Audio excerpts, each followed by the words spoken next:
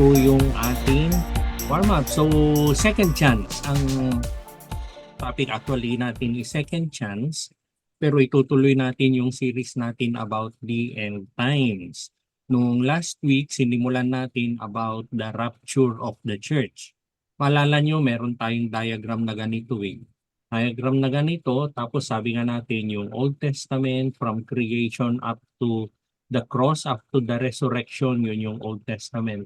Kasi Jesus dun sa dun sa Lord Supper, dun sa Last Supper, 'di ba dun niya sinabi, "A new covenant I give you today." Sabi niya.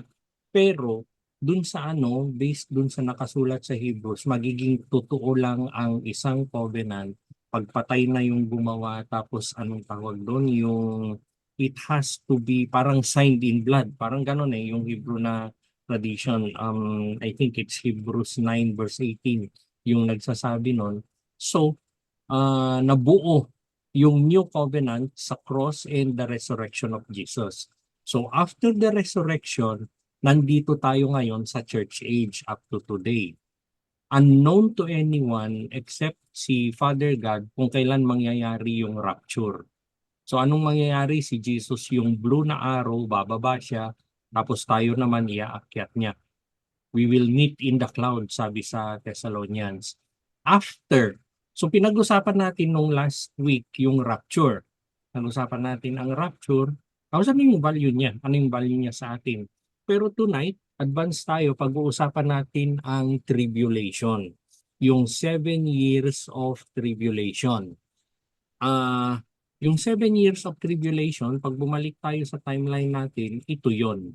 Yan. So it is between the rapture and the second coming of Jesus Christ. Merong, dinivide siya into two. 3.5 years, the tribulation, tapos the last na 3.5 years ay yung Great Tribulation.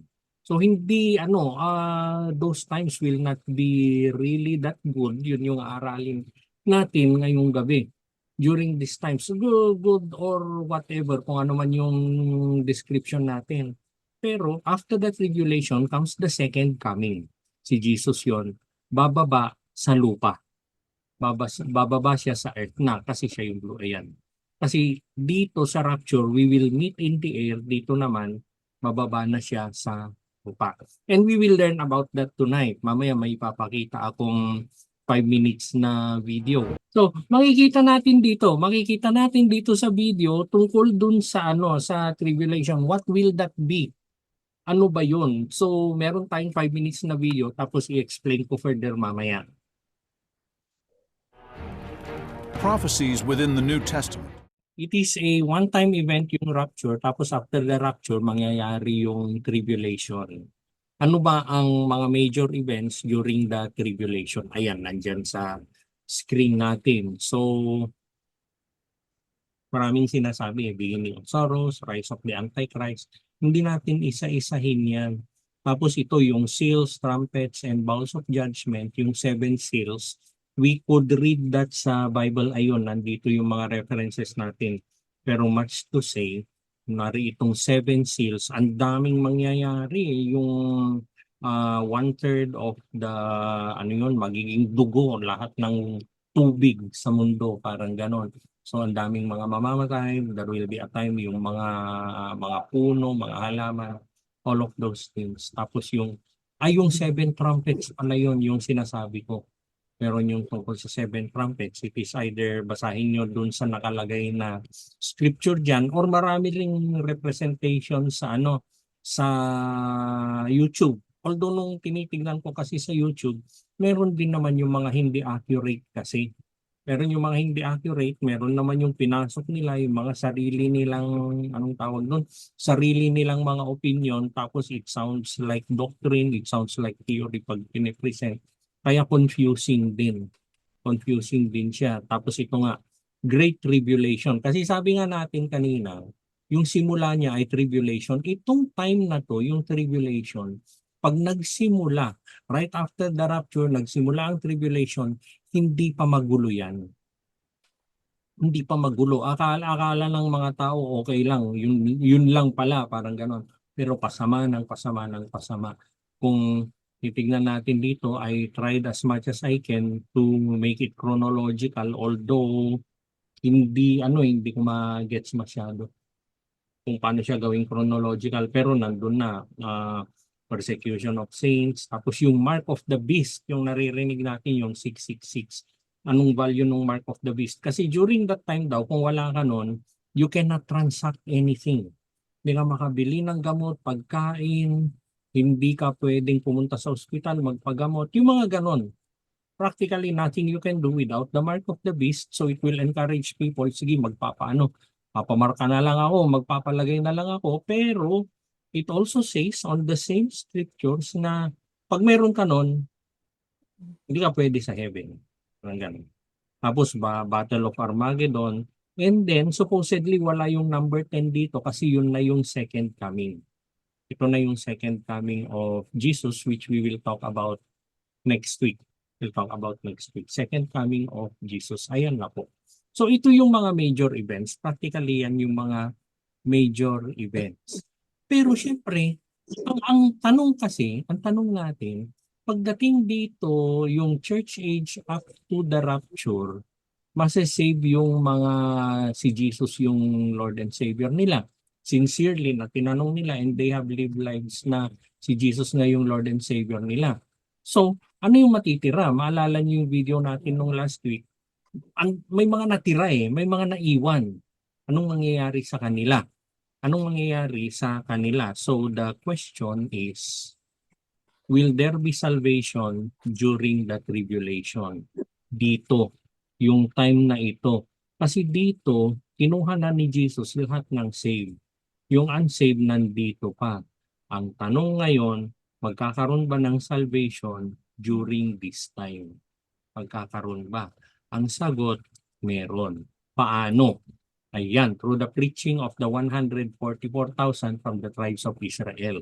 Ito yung scripture niya. Yung iba, nami-misinterpret nila yung 144,000.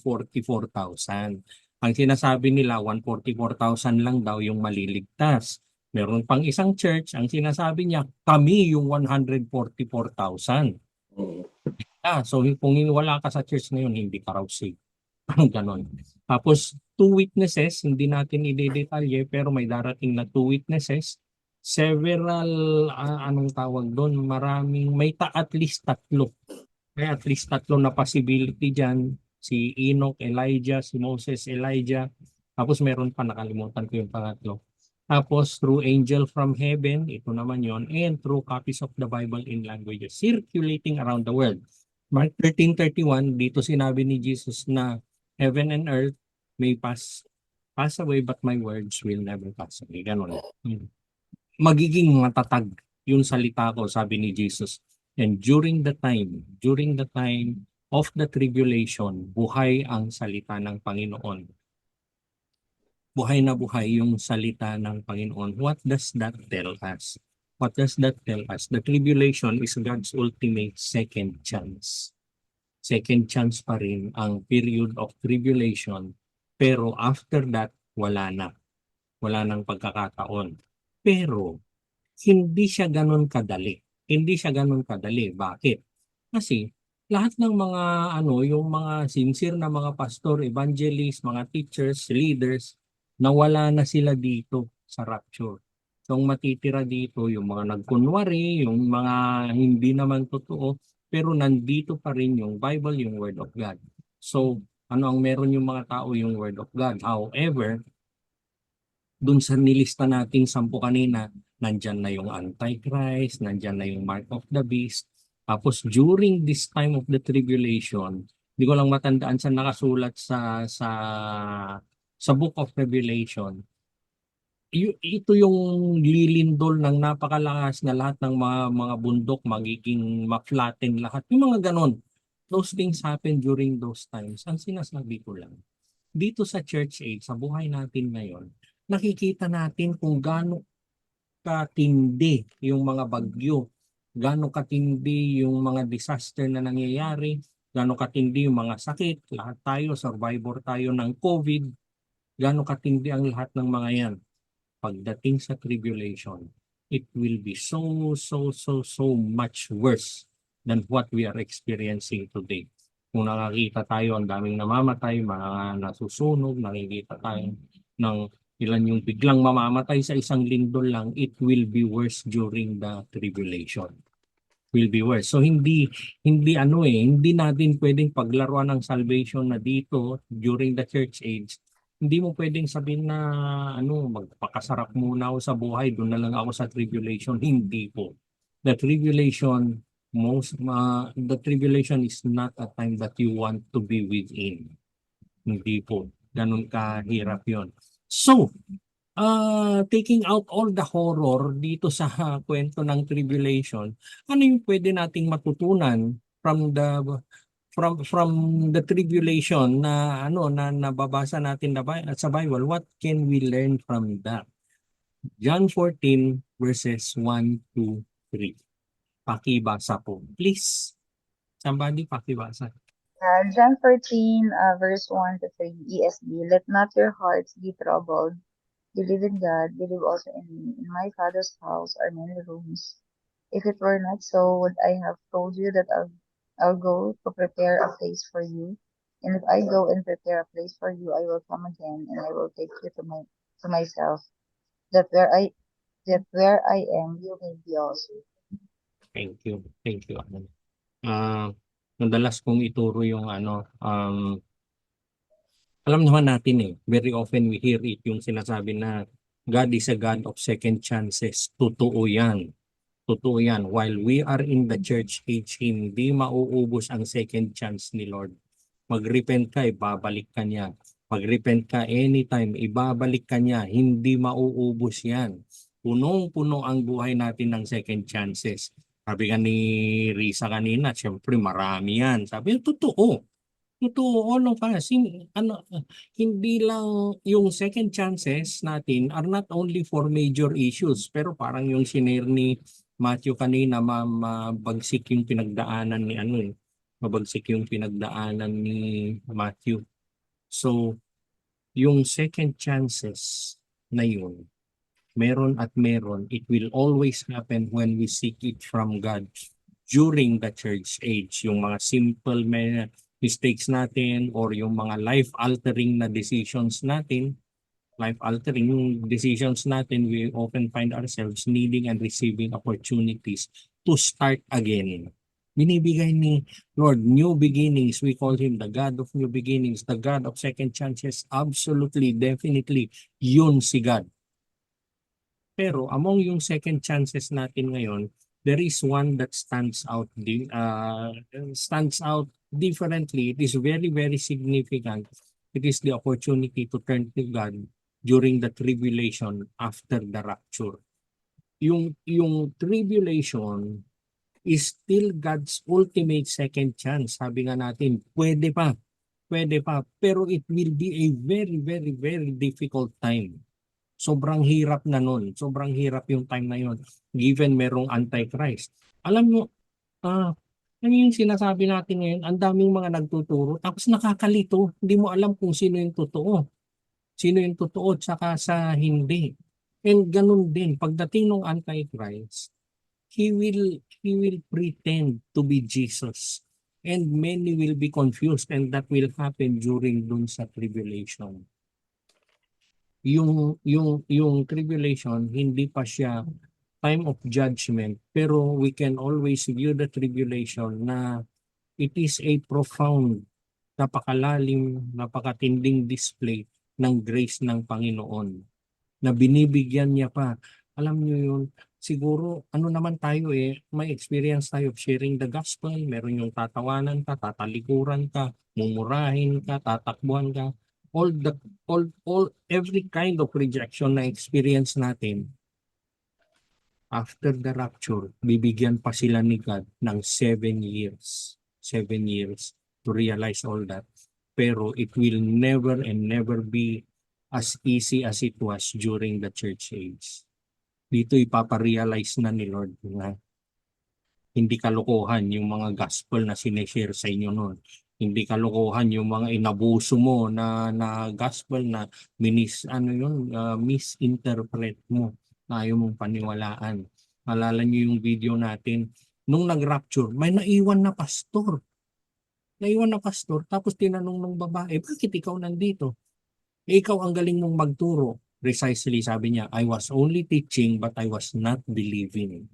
Marami ngayon, turo sila ng turo, ang hihigpit nila kung magturo, pero yung tinuturo nila mas nakapaling sa sarili nilang belief, sa sarili nilang anong tawag doon, self uh, anong tawag na doon, self Affliction. yung self-composed na doctrines. Gagawa sila ng sarili nilang doktrina, tapos yun yung i-implement nila kung sino man yung followers nila, from churches to small groups to individual na evangelism. Mali yung tinuturo. Ay yung mga yun ay maiiwan po. Yung John 14 verses 1 to 3 na nakikita natin, it gives us a powerful foundation of understanding yung ultimate na second chance. Yung mga nauna during the rapture, they will be enjoying that, yung nakikita natin sa screen. Yung mga naiwan during the tribulation, may pag-asa pa sila. Ano ang tinasabi nito tungkol sa Panginoon that God offers second chances?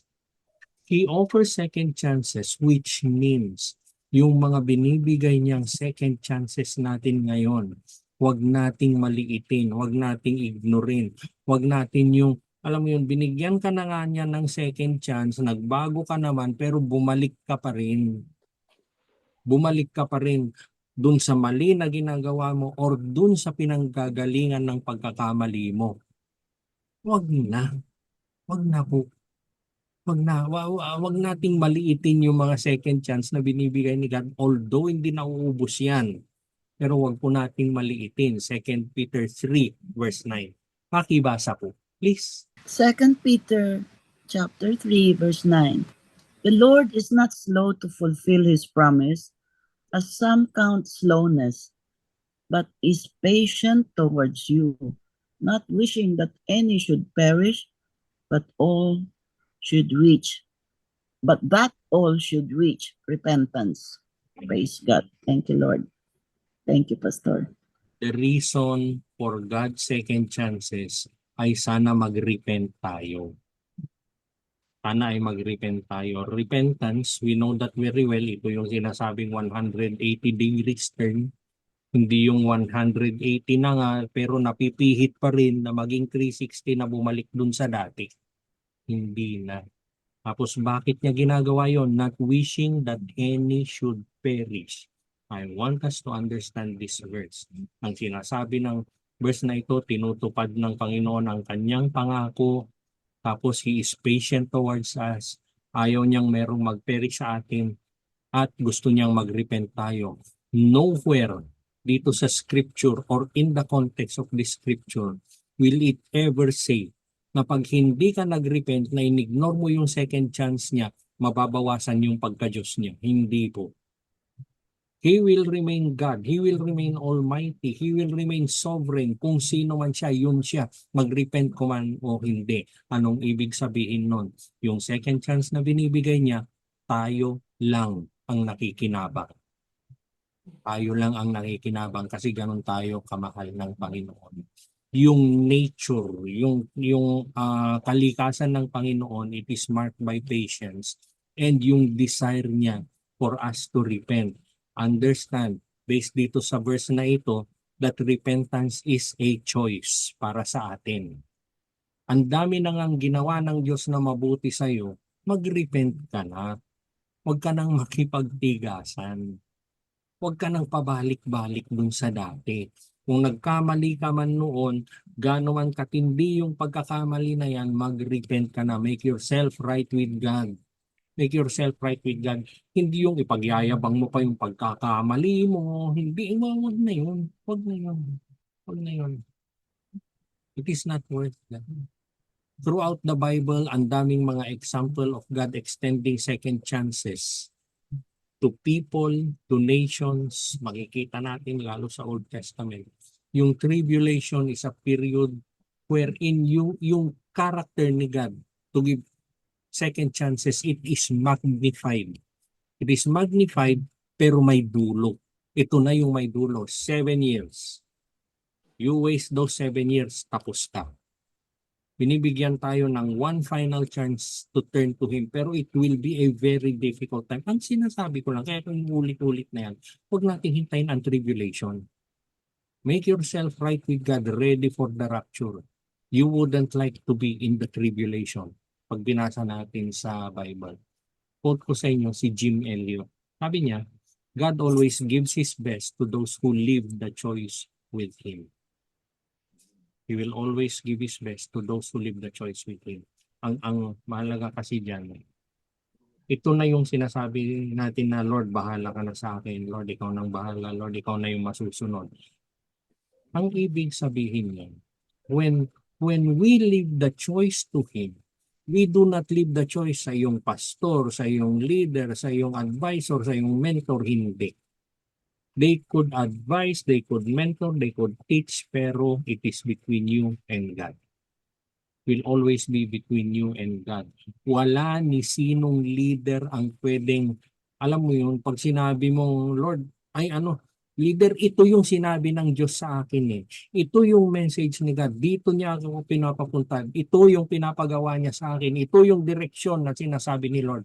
Wala ni sinong tao, yung leader mo, yung pastor mo, hindi niya pwedeng sabihin, ay hindi yan ganyan, ganito yan.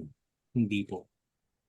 Hindi po. Marunong ka pa sa Diyos. Nobody can do that. Nobody can do that. Na-experience mo ba? Parang yung sinasabi natin, I want us to be more sensitive dun sa mga second chances na binibigay nito. Ano, especially sa Bible study natin ngayong gabi, what would God's patience mean to you personally? Considering yung mga pinag-aralan natin ngayong gabi. Ano yung natutunan po natin tungkol dun sa patience ni God na nagbibigay ng second chance? Yung natutunan mo. Point natin, the tribulation is the ultimate second chance. Sabi nga natin, Revelation 14:6-7. Pakibasa po, please. Revelation 14, verse 6 to 7. Then I saw another angel flying directly overhead with an eternal gospel to proclaim to those who dwell on earth, to every nation and tribe and language and people. And he said with a loud voice, fear God and give Him glory, because the hour of His judgment has to come. Has to come, and worship Him who made heaven and earth, the sea, and the springs of water. Thank you. Oh, amen. Remember, yung kausap ng anghel dito ay yun nang nag-reject yung umayaw sa Panginoon. And he still coming in a commanding and convincing tone na paniwalaan nyo na yung Diyos. It could have been very easy kay God na ayaw nyo katapusan nyo na. Nasave ko na yung mga naniwala sa akin pero hindi. Ano yung ginawa niya? Nagbibigay pa siya ng chance. It is a very difficult time already pero nagbibigay pa siya ng chance. Fear God, give Him glory. The hour of judgment has come, sabi niya. Hour of judgment has come. Ito na. Magbago na kayo, sinasabi niya pa rin.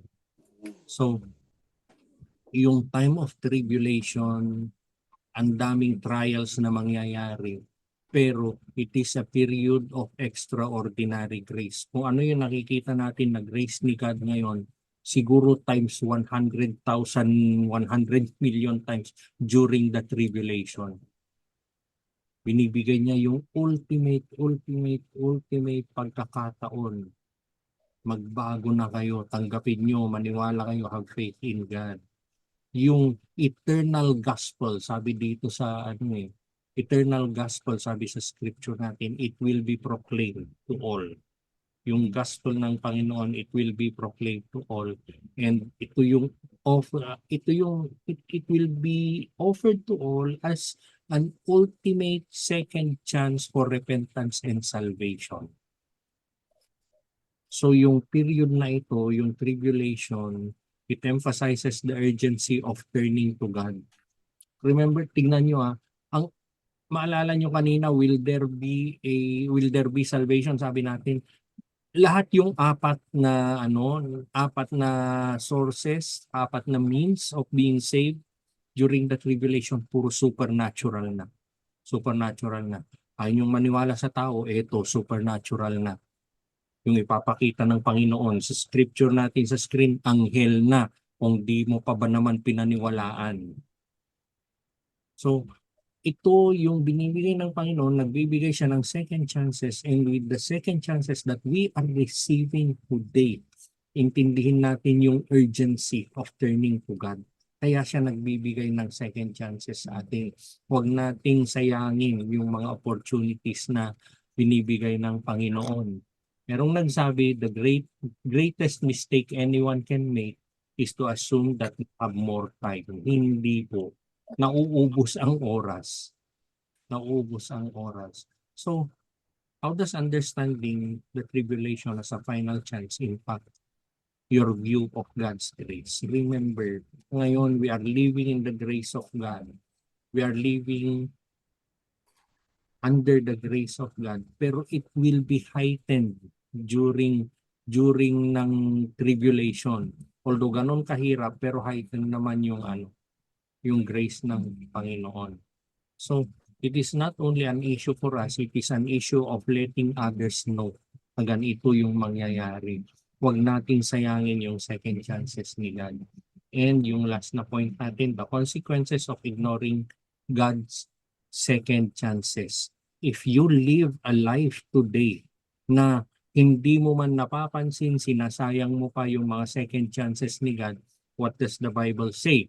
Hebrews 2, verse 3, pakibasa po. How shall we escape if we neglect such a great salvation? It was declared at first by the Lord, and it was attested to us by those who heard. Hebrews 2, verse 3.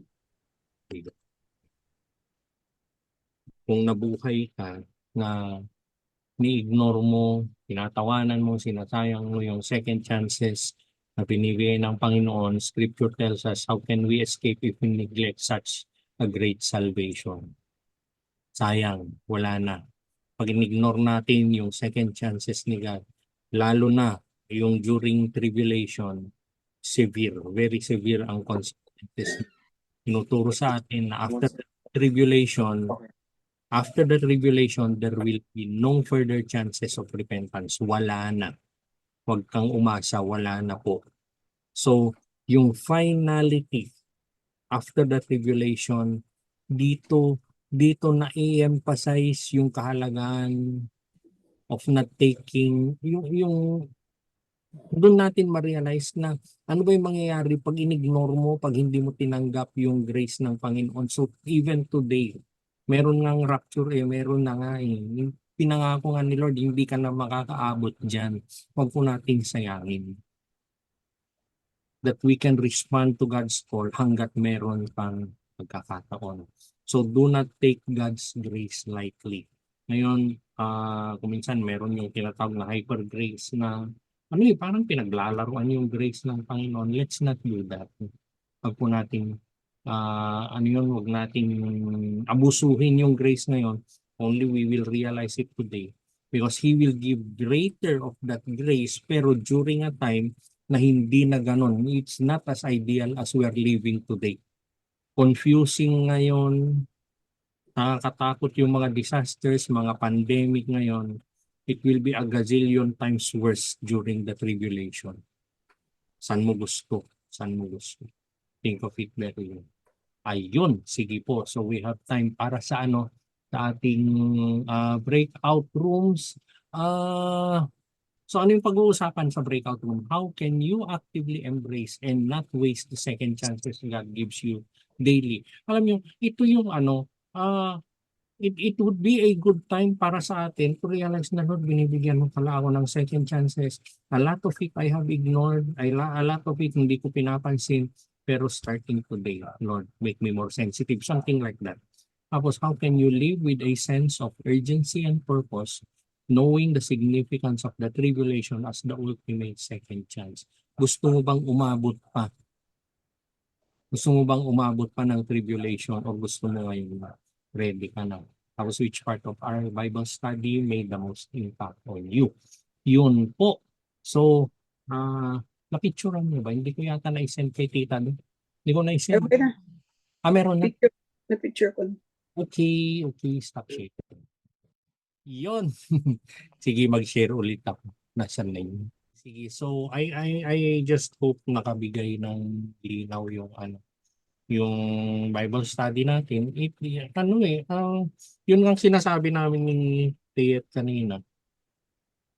Ano ba yung value niyan? Bakit nasa Bible yan? It has to have an impact sa present life natin, yung nababasa natin about what will happen in the future. And one thing na natutunan natin ngayon ay yung mga second chances ng Panginoon. We just cannot waste them. We face tribulation, we face challenges today. Di ba yun nga yung John 16:33, in this world you will have trouble. Dun sa ibang translation, in this world you will have tribulation, but take heart, I have overcome the world. May mga assurances si Jesus naman sa atin that we can always trust in His plan. We can always trust in His plan. Masarap magplano para sa sarili natin, mag-isip para sa sarili natin eh. Pero kung hindi tugma sa plano ng Panginoon, hindi pa rin maganda no matter how good it might sound. We really have to trust in the plan of God, and we can only do that kung meron kang tamang relationship sa Kanya. Tapos yun nga, yung John 14 kanina, meron siyang hinanda para sa atin. I have prepared a place for you. Yung ibang translations, in my kingdom there are many mansions. Yung mga ganun ba? Well, those are good things. Those are good things. Siyempre pinangako ni Jesus. Pero in the end, are you after the mansion or are you after God? Are you after the blessing or are you after the blessor? Mahalaga pa rin you and God dun sa mga hinaharap natin. Meron siyang hinanda. Thank you, Lord. Meron kang hinanda. Mas mahalaga pa rin sa akin. Magkasama tayo, Lord. Magkasama tayo. And syempre, the things that we read in the Bible, it gives us certainty na babalik si Jesus, na babalikan niya tayo. So, that given, it gives us hope, it gives us strength to endure yung mga trials natin. Alam niyo yun, maraming mga nagsasalita kung minsan hindi naman totoo yung sinasabi nila. Although you know na hindi totoo, masakit pa rin. Masakit pa rin.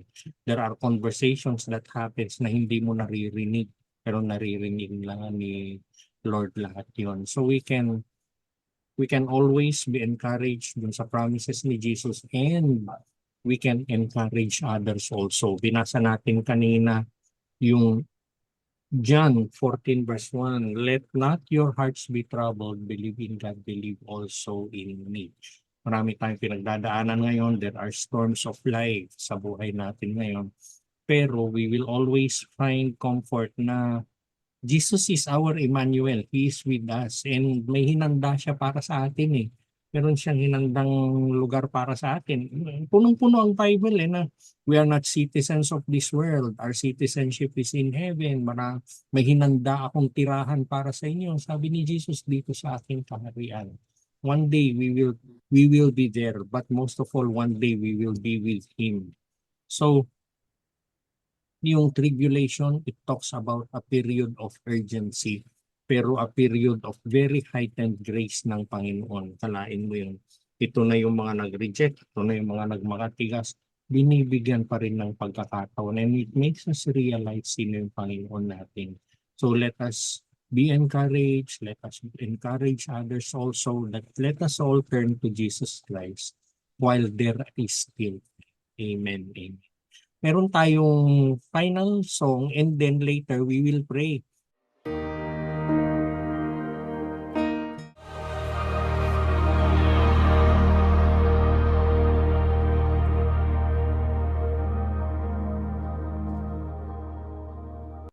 Yun, thank you everyone.